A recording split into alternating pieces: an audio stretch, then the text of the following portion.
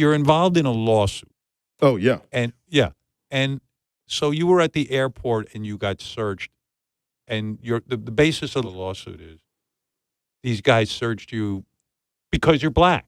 Yeah. Right? Yeah. And what happened exactly? And It was what the went biggest down? bullshit. So I'm filming Righteous Gemstones with Danny McBride in South Carolina.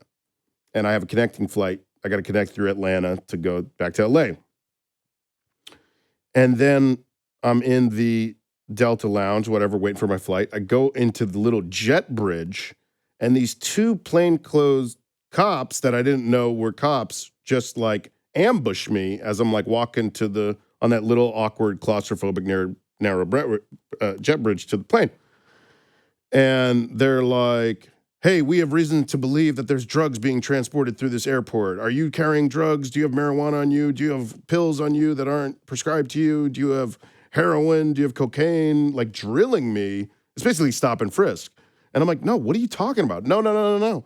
And then they're like, do we have permission to search you? And I go, do I have to say yes? And the guy was like, no. And then I was like, that was really strange. And I got on the plane. I started texting a couple of friends of mine that are lawyers. They were like, that is bullshit. You should like tweet to the mayor of Atlanta or something because I'm in Atlanta. I started tweeting to the mayor of Atlanta, tweeting to the Atlanta PD. They're like, that's not us. That's not us. Turns out it's like the neighboring county, Clayton County. And they were doing this whole racial profiling procedure where they would stop, like the majority of the people they stopped were black and brown people.